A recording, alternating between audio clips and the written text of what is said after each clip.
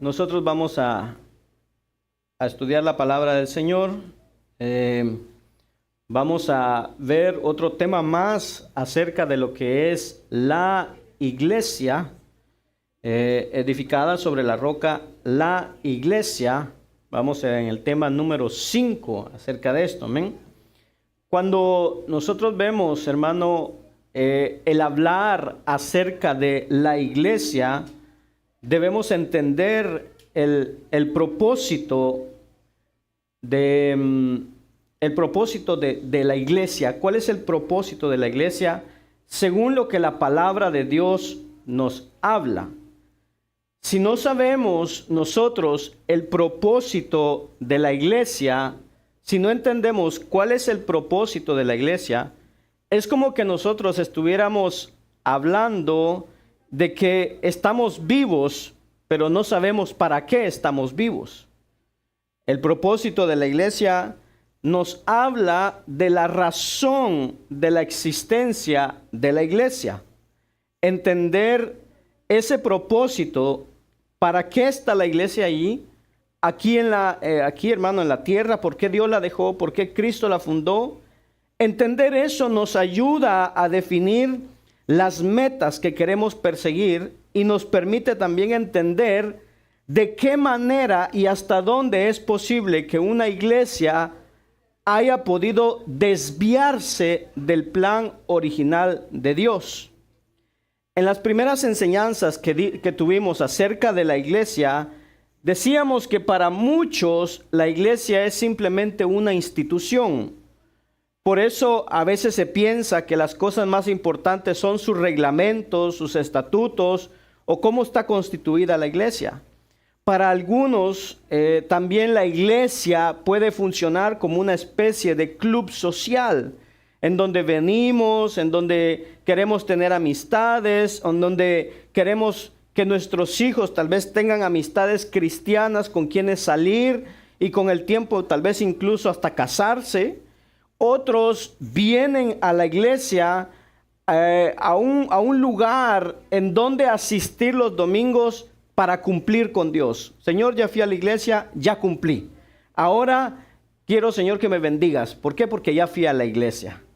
Y entonces vemos al Señor que, hermano, es como que cumplimos con Él, marcamos un check, marcamos nuestra tarjeta, ponchamos nuestro tiempo de que ya fui a la iglesia. Y entonces, Señor, mira, ya fui a la iglesia, ahora bendice mi vida.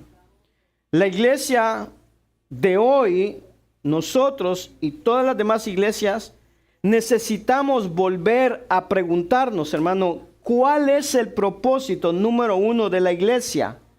Y la respuesta que la palabra de Dios nos ofrece no tiene error en cuanto a lo que es la iglesia y su propósito. Y vemos que la palabra nos habla que la iglesia está para glorificar a Dios, para dar la gloria a Dios. Quiero que abra su Biblia ahí en Efesios capítulo 1. Vamos a estar leyendo del versículo 3 al versículo 14. Y en esta tarde vamos a dejar a nuestro hermano Emilio, que él va a llevar la lectura de la palabra. Efesios capítulo 1, versículo 3 al 14.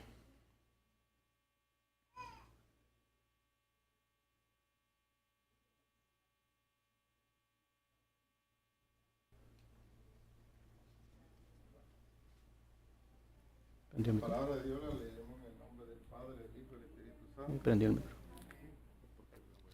Ok.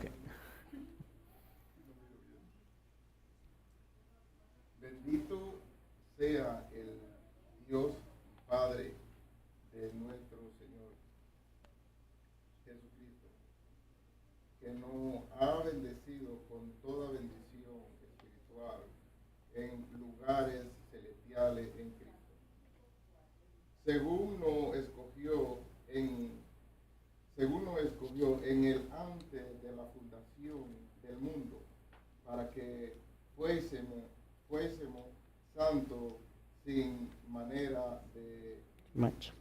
manchas, para que fuéramos santos sin mancha delante de Él, aún amor habiendo habiéndonos predestinado para ser adoptados hijos suyos por medio de Jesucristo, según el puro afecto de su voluntad, para alabanza de la gloria de sus gracias, con la cual nos hizo aceptó en el amado, en quien tenemos redención por su sangre, el perdón de pecados, según la riqueza de su gracia, que hizo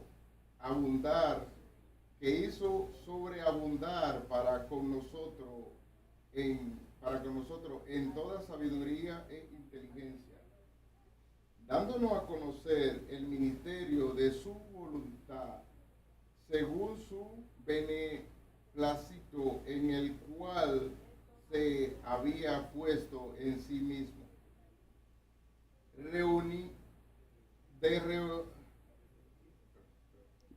reunir todas las cosas en Cristo en la dispensación del cumplimiento de los tiempos, así la que está en los cielos como la que está en la tierra.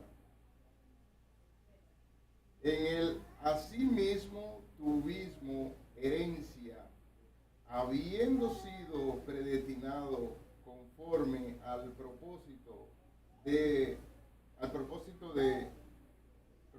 del que hace todas las cosas según el signo de su voluntad, a fin de que seamos para alabanza de su gloria, nosotros lo que primeramente esperamos en Cristo. Él es también vosotros, habiendo oído la palabra de verdad en el evangelio de vuestra salvación, y habiendo creído en él, fuiste sellado con el Espíritu Santo de la promesa, que es la arrata de nuestra herencia hasta la redención de la posición adquirida para la alabanza de su gloria. Amén. Amén. Amén. Gloria a Dios. Vamos a orar, vamos a darle gracias al Señor. Amén.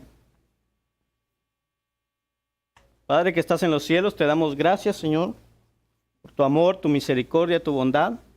Señor, gracias te damos por este momento que nos permites estar aquí en tu casa. Señor, gracias te damos por tu palabra.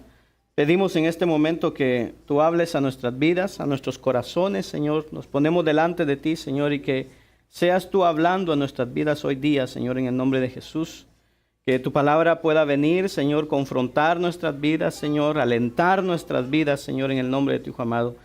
Espíritu Santo, te pido en este momento que seas tú llenándome de tu presencia para transmitir tu palabra y que, Señor, sea edificación para nuestras vidas, Señor. En el nombre de Jesús, gracias te damos, Señor. Amén y amén. Muy bien. Repetimos todos juntos. Amén.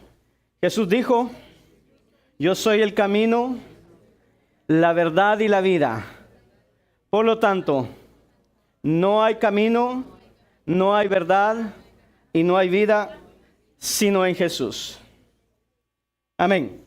El resumen de esta enseñanza dice así: Dios hace todo para su gloria y la iglesia como institución no es la excepción.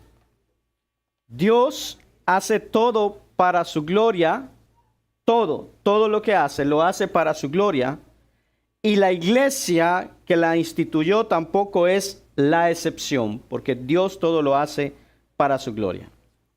Punto número 1, la glorificación. Cuando nosotros vemos este texto, hermano, en este texto se nos recuerda que fuimos salvados para alabanza de su gloria.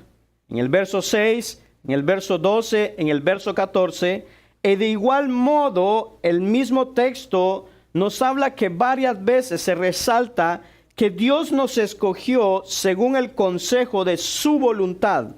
De manera que cuando Dios, oiga bien, se propuso formar su iglesia, lo hizo con la idea de glorificar su nombre.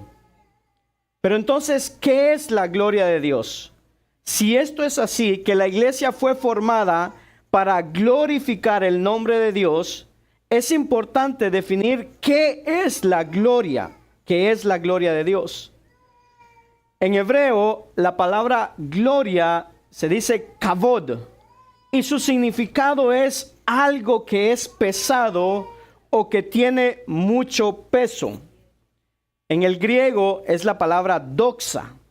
También, cuando leemos la palabra, encontramos que según el contexto de algunos pasajes de la Biblia, la palabra gloria significa honor, excelencia o reputación. También se usa para ilustrar la luz o la brillantez que rodea a Dios, que envuelve a Dios. Cuando Dios entonces nos permite ver lo que Él es, cuando nosotros vemos la grandeza de Dios, lo que se manifiesta es su gloria.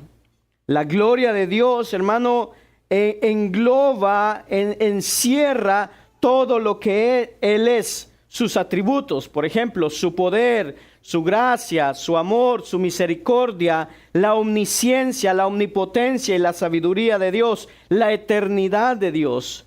Y todo eso es proyectado hacia afuera. Dios nos lo muestra. Mire lo que nos dice el Salmo 19:1. Los cielos cuentan la gloria de Dios y el firmamento anuncia la obra de sus manos.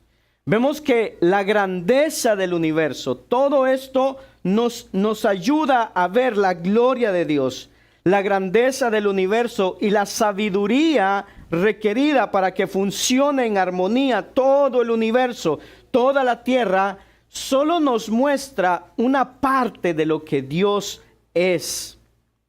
Cuando nosotros vemos, hermano, la creación, vemos que la creación o el universo nos refleja ese poder que Dios tiene de crear las cosas. Pero la creación o el universo no refleja algunos atributos que Dios tiene. Por ejemplo, no nos refleja el amor, la gracia, la misericordia y la justicia de Dios. ¿Para qué entonces? Para que nosotros podamos ver esos atributos de Dios, su amor, su gracia, su misericordia. Para eso vino su Hijo Jesucristo, para eso vino Jesús. A través del sacrificio en la cruz, Él viene entonces a revelarnos el amor, la gracia, la misericordia y la justicia de Dios. Y de este modo, hermano, se completa entonces la revelación de la gloria de Dios, del Creador del cielo y de la tierra. Cuando vemos la creación, vemos una parte de la gloria de Dios, pero cuando vemos el sacrificio de Cristo, ahí vemos que la gloria de Dios se completa, porque ahí vemos entonces la misericordia y la justicia de Dios. Cuando vemos a Jesús, hermano, contemplamos a Jesús colgado en un madero, eso nos muestra aquellos atributos de Dios que el universo, que la creación no nos puede mostrar.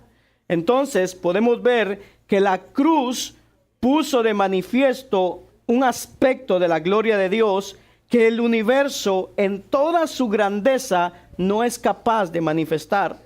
Cuando vemos a Cristo colgado en la cruz, ahí vemos el gran amor, la misericordia y la gracia de Dios. Y es sobre ese Cristo que fue clavado y traspasado y que luego resucitó. Ahí es que la iglesia ha sido fundamentada, ha sido construida. Mire lo que nos dice Isaías capítulo 43, versículo 7. Todos los llamados de mi nombre, para gloria mía los he creado, los formé y los hice. Oiga bien, todos los llamados de mi nombre, para gloria mía los he creado, los formé y los hice. Entonces, en este verso queda claro, hermano, que Dios incluye a toda persona que Dios ha llamado para ser parte de su iglesia. Dios nos creó para su gloria. Y cuando nosotros como humanos, hermano, lo echamos todo a perder con nuestro pecado, entonces Dios viene y nos salva para su gloria. Nos creó para su gloria, pero ahora que nosotros estamos muertos en pecado, ahora Él nos salva y nos salva para su gloria. Entonces quiere decir que nuestra salvación glorifica, exalta y proclama la gracia que se manifestó cuando sin merecerlo, hermano, nos otorgó a nosotros el perdón. Y mediante ese perdón pasamos nosotros de muerte a vida.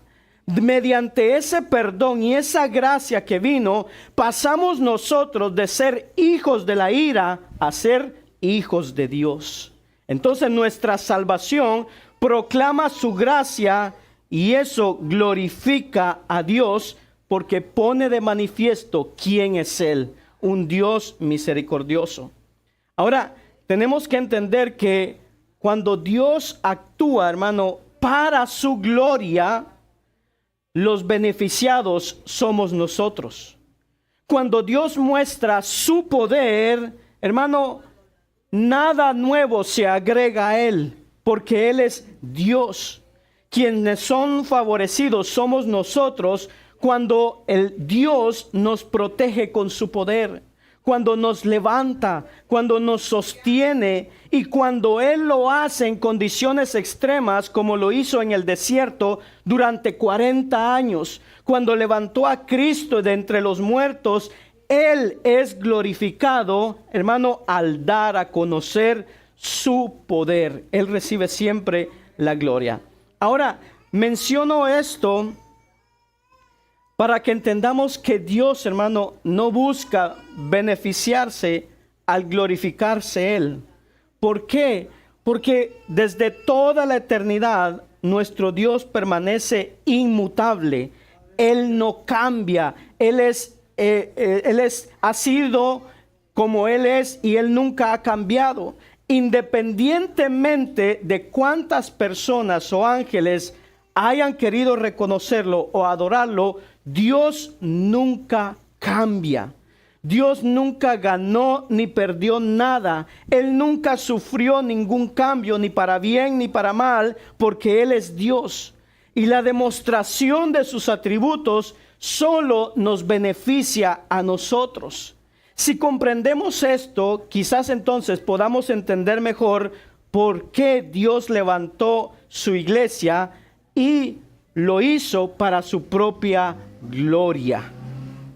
La iglesia es un medio por el cual Dios revela su naturaleza santa, benevolente, sabia y poderosa. Mire lo que nos dice Efesios capítulo 3, versículo 10. Dice, para que la multiforme sabiduría de Dios sea ahora dada a conocer por medio de la iglesia a los principados y potestades en los lugares celestiales.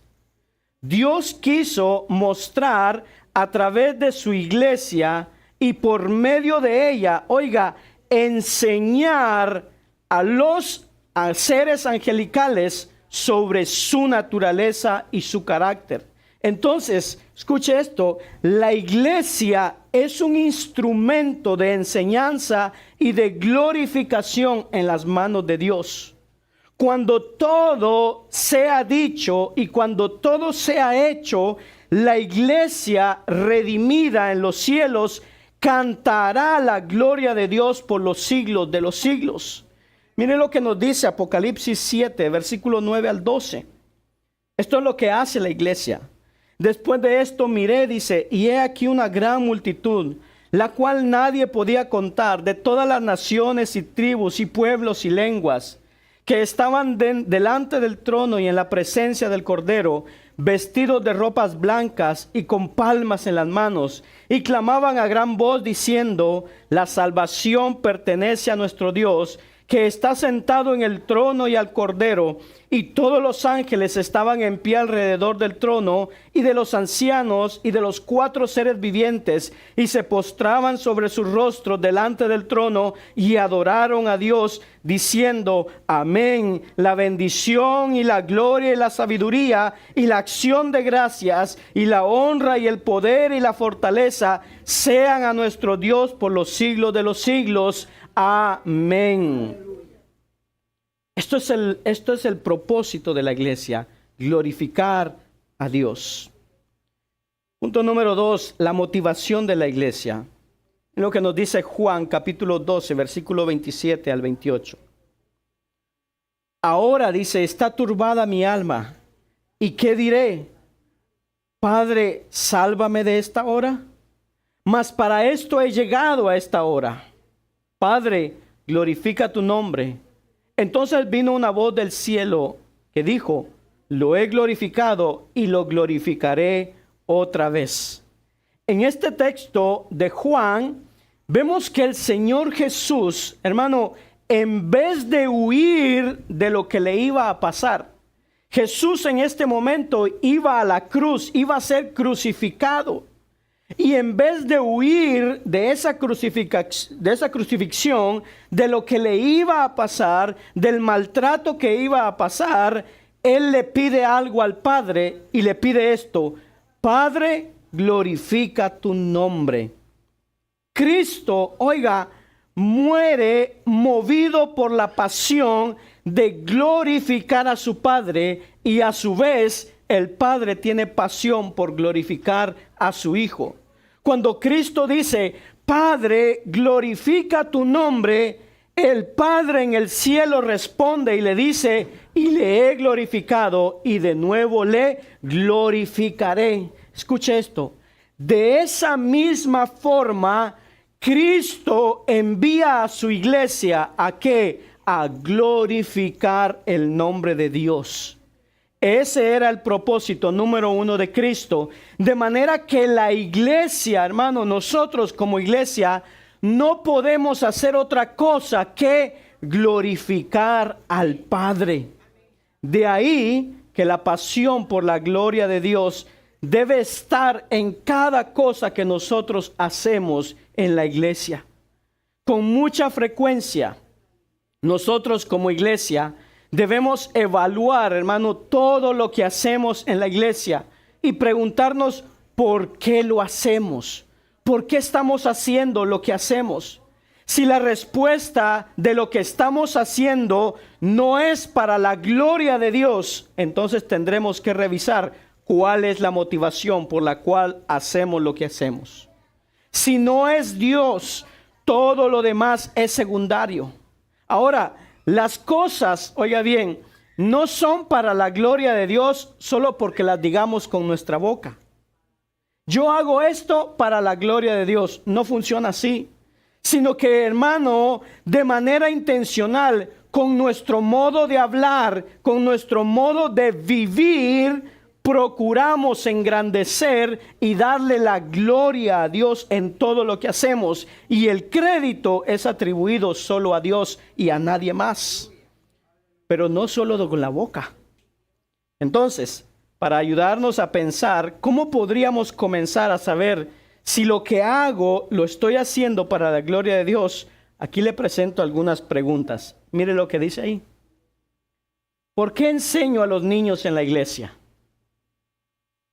¿Por qué enseño a los niños? ¿Por qué diezmo o ofrendo? ¿Por qué lo hago? Hermanos, si no es para la gloria de Dios, nuestra motivación está equivocada.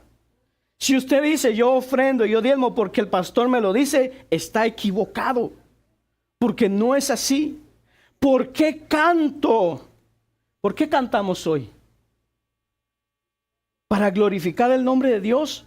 ¿Para exaltar el nombre de Dios? ¿Por qué ayudo en la iglesia? ¿Por qué cuando hay que levantar basura, cuando hay que arreglar algo, por qué lo hago?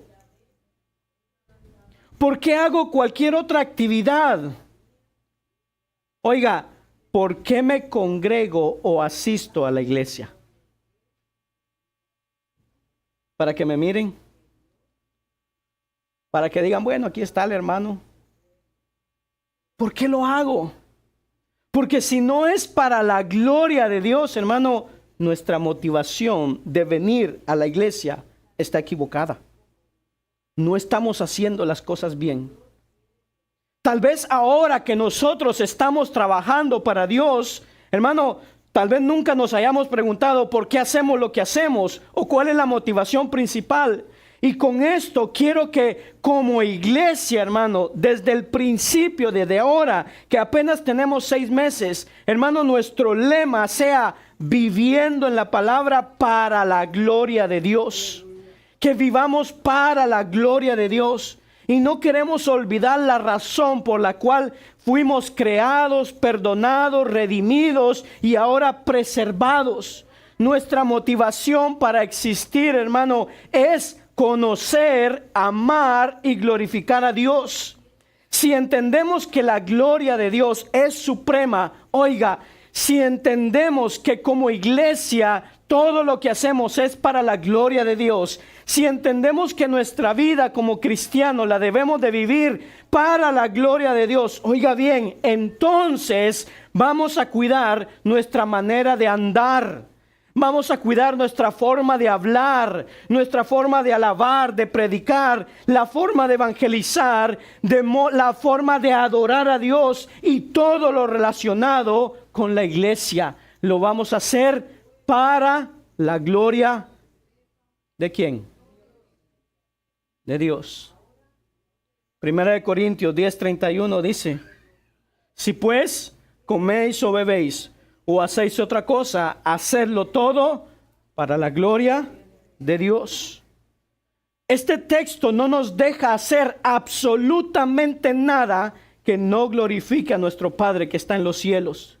Hermano, la iglesia no es un club social, no es un centro comercial, no es un simple edificio, hermano, en donde podemos reunirnos y sentirnos bien. La iglesia es un grupo de personas que el Padre escogió, que Cristo redimió a precio de sangre y que el Espíritu Santo regeneró para proclamar su gloria por toda la eternidad. Cuando nosotros evangelizamos, si lo hacemos como Dios manda, entonces vamos a glorificar el nombre de Dios, como nos lo manda su palabra. Cuando discipulamos como nos instruye la palabra, entonces vamos a glorificar el nombre de Dios, porque vamos a ayudar a que la imagen de Cristo sea formada en otra persona. Cuando se describe a la novia, a la iglesia de Cristo al final de los tiempos, la vemos haciendo exactamente lo que Dios se propuso que hiciera. Apocalipsis 19:7 dice: gocémonos y alegrémonos. ¿Y qué dice? Y démosle gloria, porque han llegado las bodas del Cordero y su esposa se ha preparado.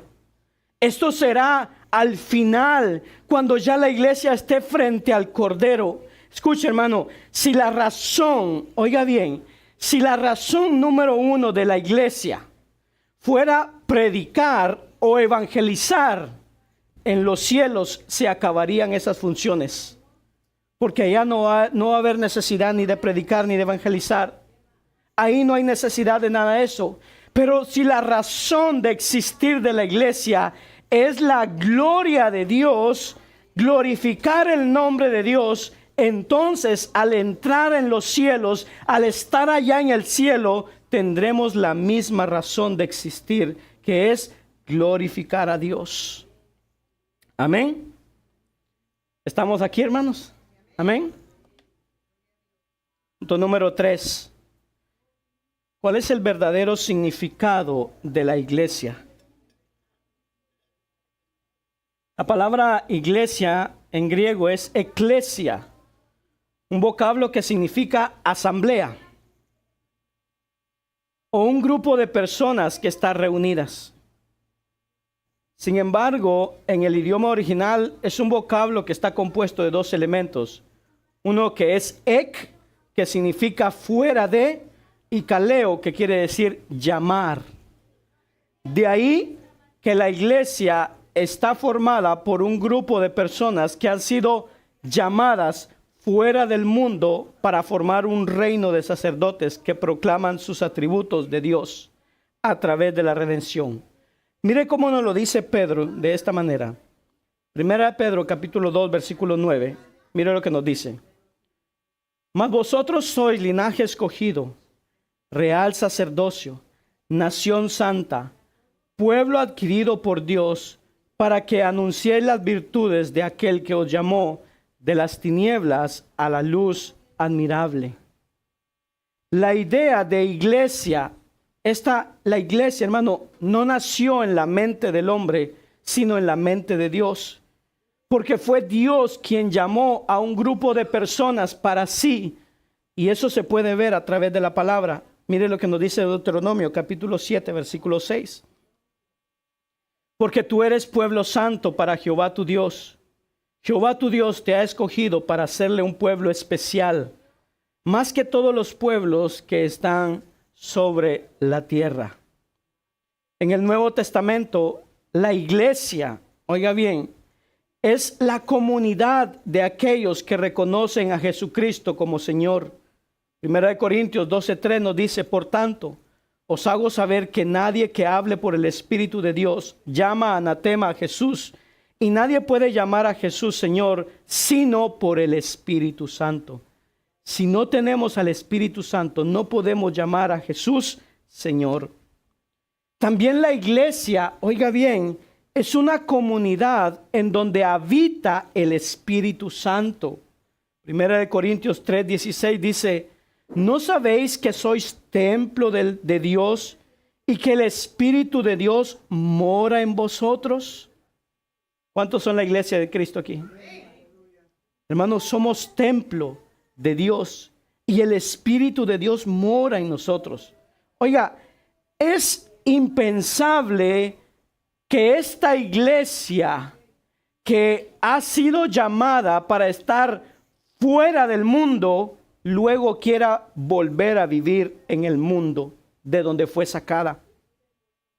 La iglesia fue llamada fuera del mundo, de las tinieblas a la luz. Nos lo dice 1 Pedro 2:9. La iglesia fue llamada con llamamiento santo. Nos lo dice 2 Timoteo 1:9. La iglesia fue llamada a la libertad de la esclavitud del pecado. Nos lo dice Gálatas 5:13. Hermano, esto nos habla de que la iglesia debe mantenerse alejada de aquel lugar de donde fue sacada si quiere honrar a su Redentor. Las iglesias que no quisieron apartarse del mundo no son realmente iglesias. Y las iglesias que regresaron al mundo dejaron de ser iglesias. Una de las iglesias que es amonestada por eso es la iglesia de Sardis. Mira lo que dice Apocalipsis 3:1. Escribe al ángel de la iglesia en Sardis, el que tiene los 7 espíritus de Dios y las 7 estrellas, dice esto: yo conozco tus obras, que tienes nombre de que vives y estás, ¿cómo dice? Muerto. ¿Cuántos son cristianos aquí? ¿Cuántos son cristianos aquí? ¿Cuántos de nosotros nos decimos cristianos, pero que con nuestra manera de vivir y comportarnos, nuestra manera de hablar y de ser, dicen completamente otra cosa?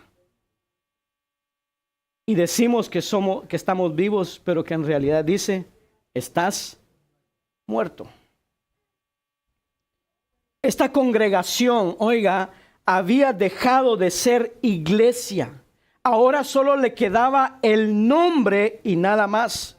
Y hoy tenemos muchas de ellas, con grandes templos llenas de personas, abundantes ofrendas, pero están muertas porque no viven el llamado de Dios, glorificar a Dios.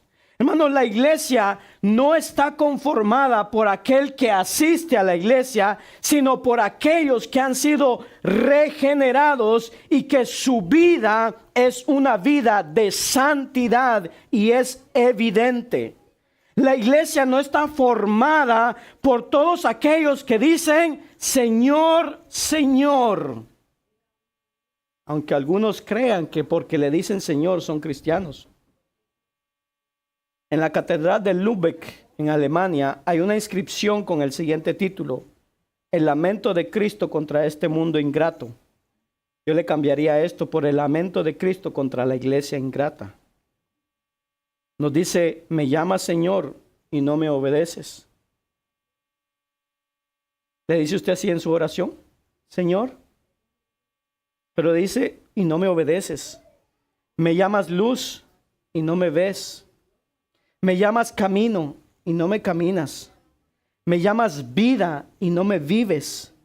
Me llamas sabio y no me sigues. Me llamas justo y no me amas. Me llamas rico y no me pides. Me llamas eterno y no me buscas. Y oiga lo que dice al final.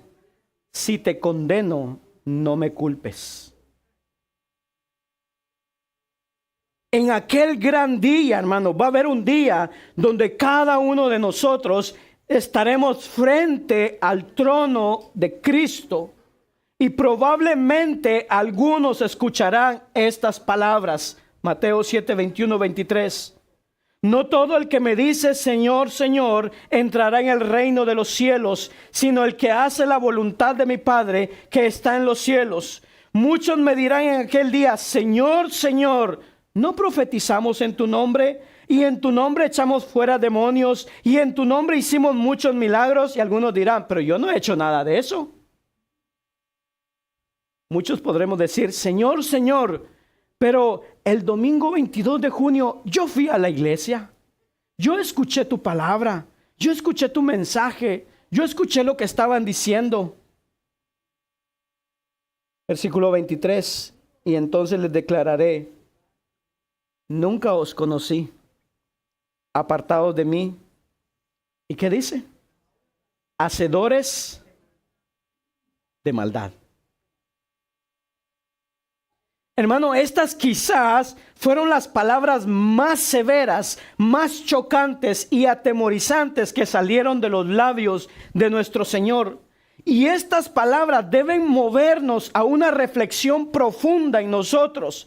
La iglesia está formada por individuos que viven bajo el señorío de Cristo. Recordemos que una cosa es llamarlo Señor y otra cosa muy distinta, vivir su señorío.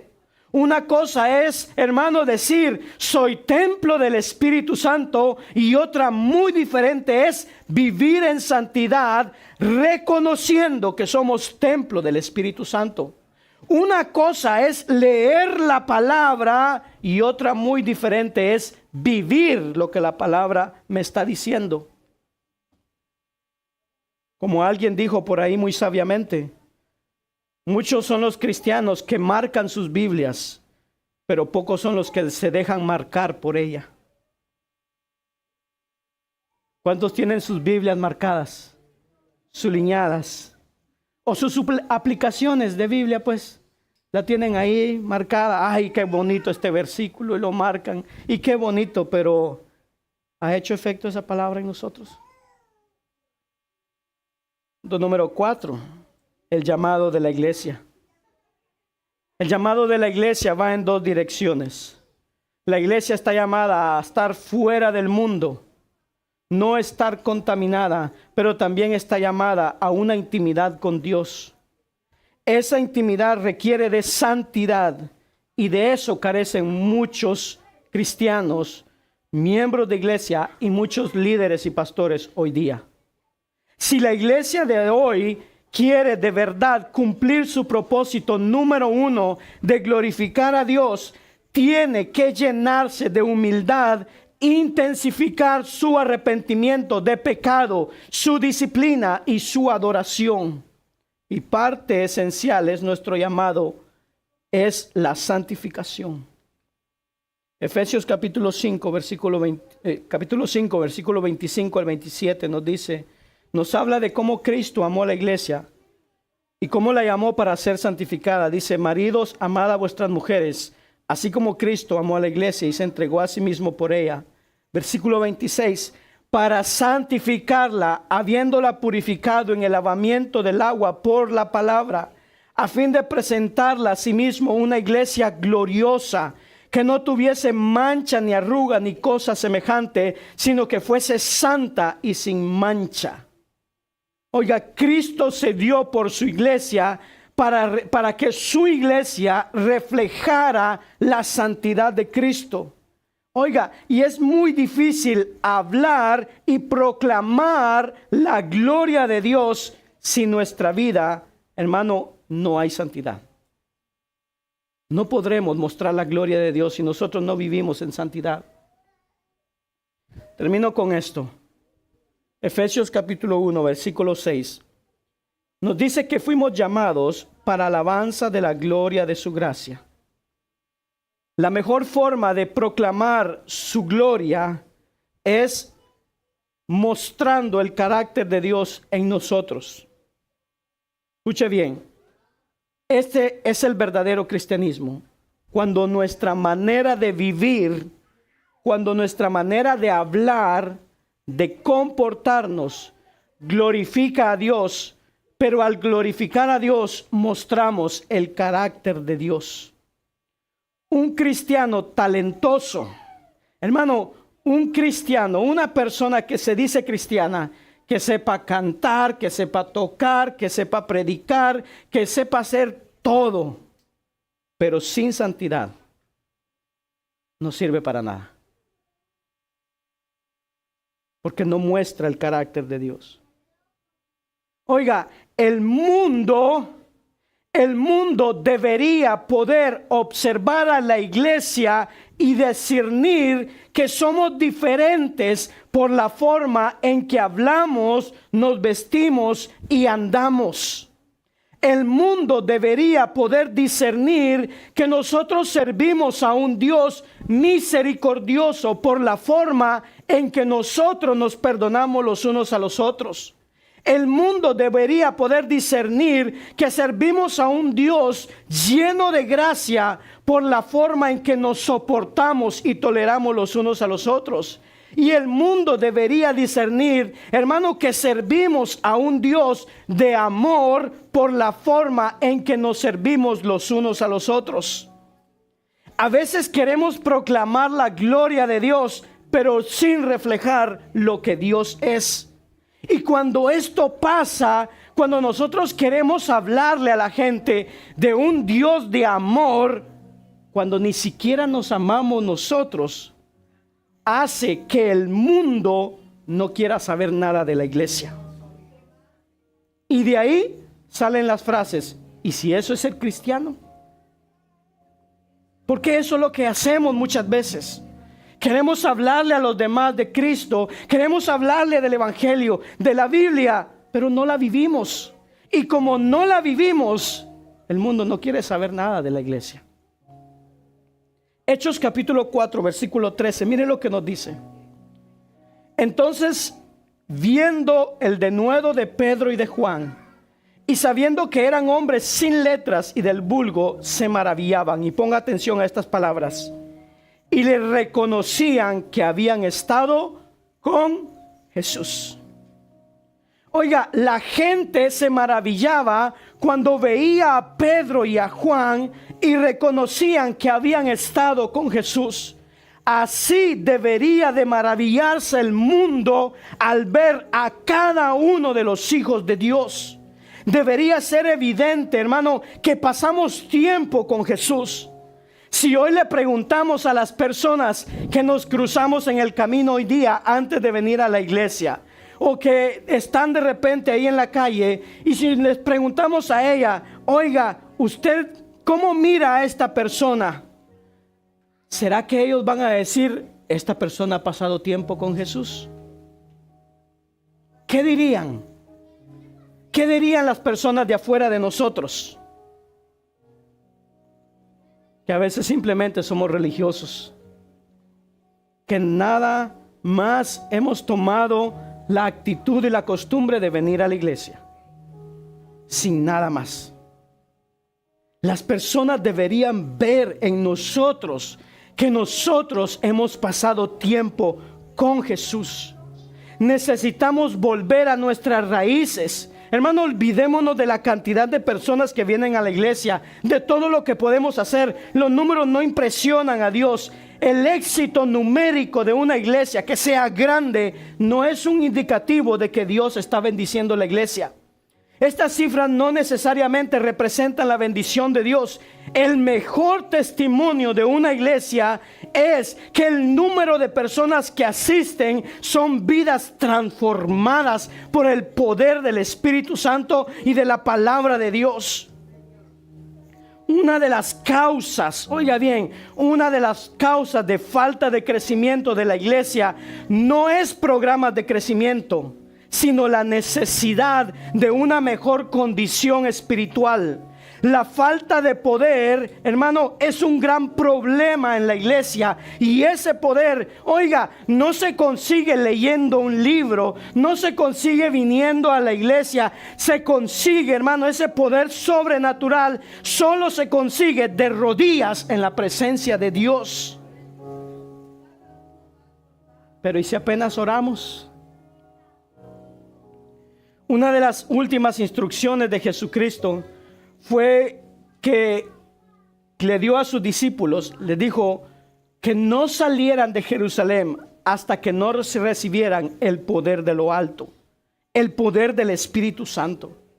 ¿Y qué ocurrió cuando estas personas recibieron el Espíritu Santo que descendió de ellos? ¿Qué ocurrió? Hermano, cuando el Espíritu Santo descendió el día de Pentecostés, la multitud de los que creyeron se hicieron de un solo corazón hasta el punto de llegar a tener todas las cosas en común. Cuando el poder descendió de lo alto, los discípulos desarrollaron un deseo y una pasión por testificar, y por eso decían: nosotros no podemos dejar de hablar de lo que hemos visto y oído. Y de ahí la iglesia, hermano, la primera iglesia fue creciendo hasta llegar a tener 3,000 miembros y más adelante 5,000 miembros. Y si se incluía a mujeres y a niños, podemos hablar de más de 10,000 personas. Cuando nos dedicamos, hermano, a llevar a cabo el propósito de la iglesia, Dios se complace en llenarla de su poder. Y cuando tenemos ese poder, llegamos a experimentar lo que sucedió en Hechos capítulo 4, versículo 31 al 33. Dice así: cuando hubieron orado, el lugar en que estaban congregados tembló, y todos fueron llenos del Espíritu Santo, y hablaban con denuedo. ¿Qué hablaban? La palabra de Dios.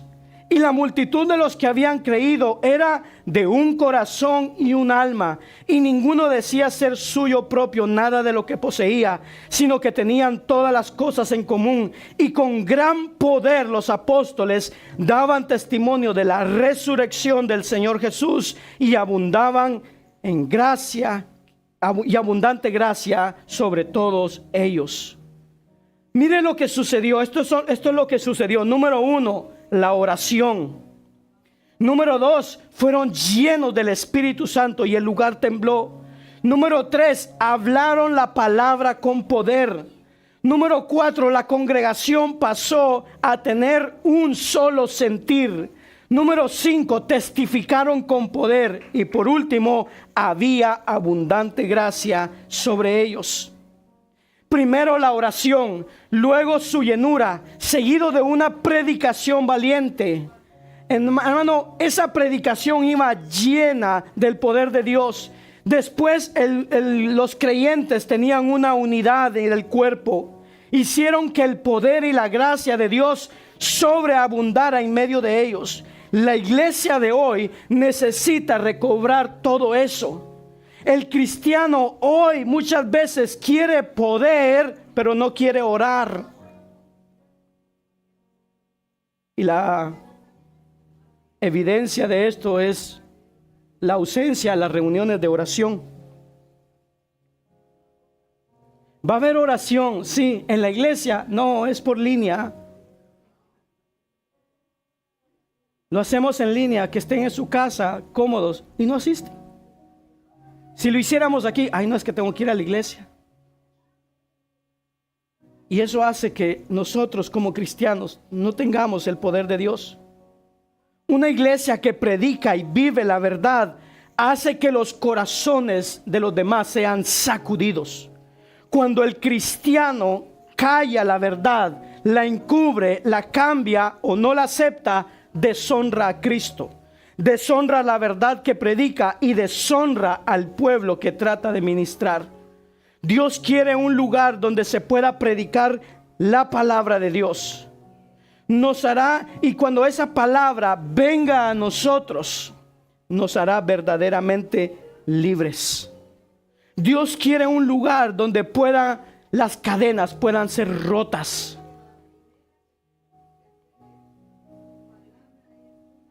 Cuando esto sucede, la gracia de Dios abunda. Y es así como Dios, hermano, refleja en nuestras vidas la gloria de Él. La iglesia de nuestros días necesita reencontrar las razones de su existencia. La proclamación del mensaje de Dios, a la manera de Dios, en el poder de Dios y para la gloria de Dios. Es el motivo por el cual Cristo dejó instituida su iglesia. Si Dios no es el centro de su iglesia, entonces el ser humano pasará a ocupar ese centro. Si nuestra evangelización no descansa sobre su palabra, descansará sobre nuestros métodos y estrategias humanas. Si no hacemos crecer la iglesia por el poder del Espíritu Santo, entonces la sabiduría del hombre ocupará su lugar y el resultado será catastrófico. Necesitamos el poder de Dios como iglesia. Hermano, yo no sé qué clase de cristiano quiere ser usted. Un cristiano solo de domingos. Un cristiano solo que, bueno, vengo a la iglesia, aquí estoy. ¿Qué clase de cristiano quiere ser usted? ¿Qué clase de cristiano queremos ser?